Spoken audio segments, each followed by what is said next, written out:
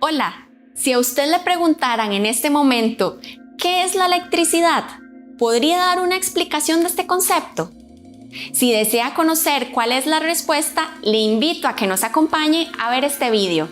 Somos Luis Gerardo y Estefanía, profesores del programa Aprendamos sobre Electricidad. En este segundo episodio de la serie Aprendamos sobre Electricidad, le explicaremos qué es la electricidad y analizaremos de dónde proviene esta energía, que es tan importante en nuestra vida cotidiana. Iniciemos. En los libros y en Internet podemos encontrar muchas definiciones del concepto de la electricidad, pero sin temor a equivocarnos, la definición más acertada es la siguiente: la electricidad es una forma de energía. Ahora bien, ¿qué es una forma de energía? Estamos ante la presencia de una forma de energía cuando el ser humano toma alguna materia prima de la naturaleza y transforma ese recurso en trabajo. Eso es exactamente lo que hacemos con la electricidad. La misma está presente en la naturaleza y nosotros la aprovechamos transformándola en trabajos cotidianos como el calor que da el disco de la cocina, la luz del bombillo del cuarto o el movimiento del abanico que tenemos en la sala.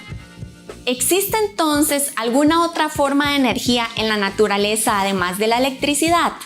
Claro que sí, existen muchas y variadas formas de energía a nuestro alrededor, como por ejemplo la energía del viento, conocida como eólica, que mueve los barcos en el mar cuando les colocamos esas grandes velas.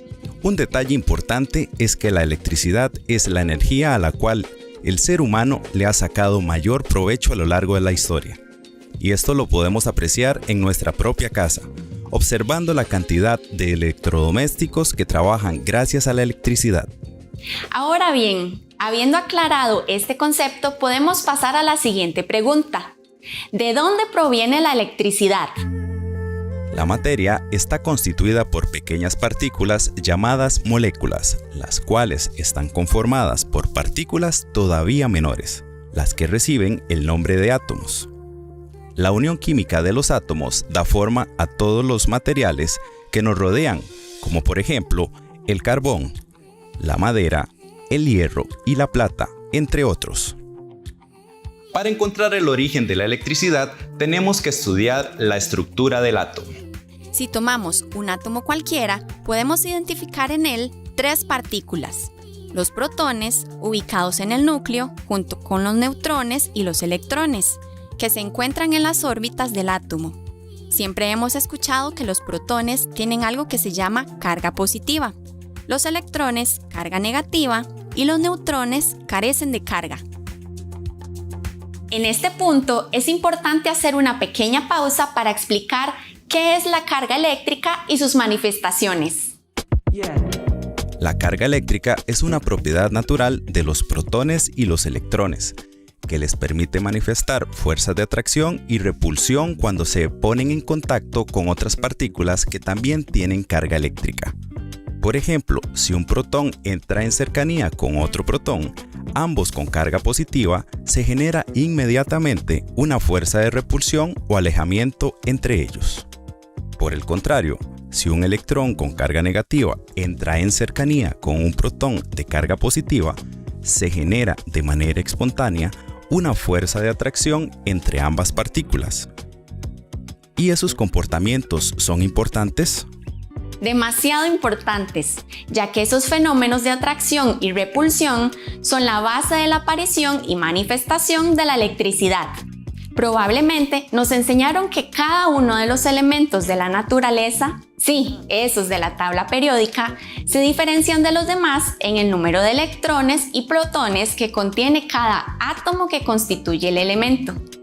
Así entonces, el nitrógeno, que es el elemento más simple de la naturaleza, posee solamente un electrón y un protón, mientras que el cobre, que es un buen conductor de electricidad, posee 29 protones y 29 electrones. Sin embargo, lo más interesante del cobre es cómo la naturaleza distribuye esos electrones en las órbitas del átomo, lo cual podemos observar claramente viendo su estructura.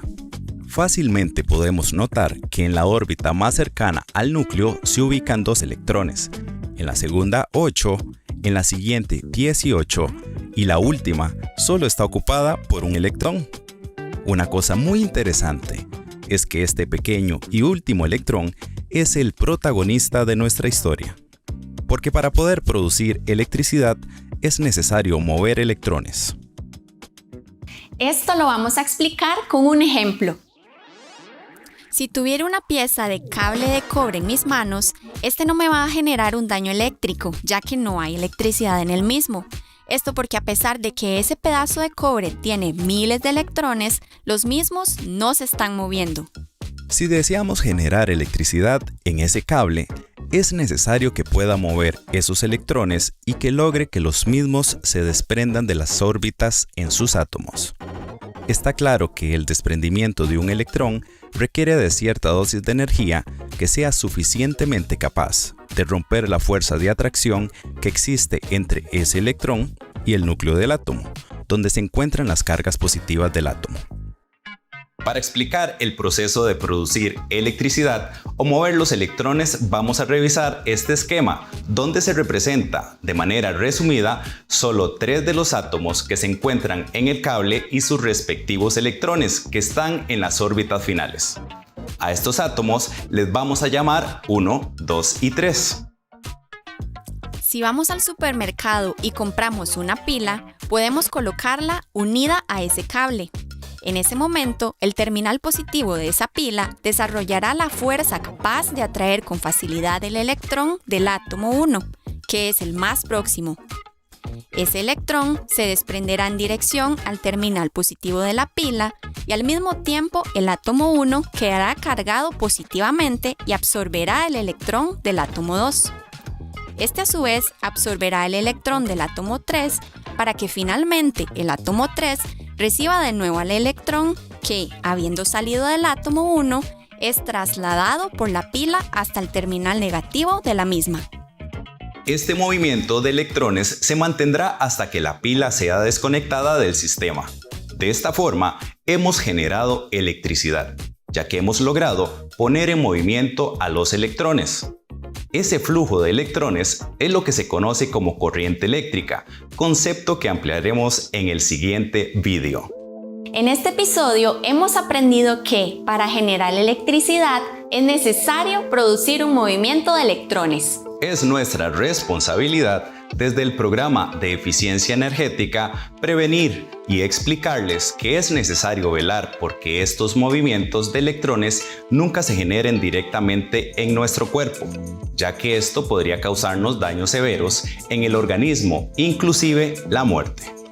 Por ejemplo, si no tengo conocimientos técnicos sobre electricidad y empiezo a hacer un trabajo en mi casa y me expongo a tocar con la mano un terminal positivo, mientras con la otra toco un terminal negativo, puedo perfectamente provocar ese flujo de electrones perjudicial para mi salud. Por esta razón, es importante que siempre busque asesoramiento de una persona experta al realizar un trabajo que implique contacto con la electricidad. Muchas gracias por acompañarnos y recuerde utilizar la electricidad de la mejor manera. Nos vemos en el siguiente episodio.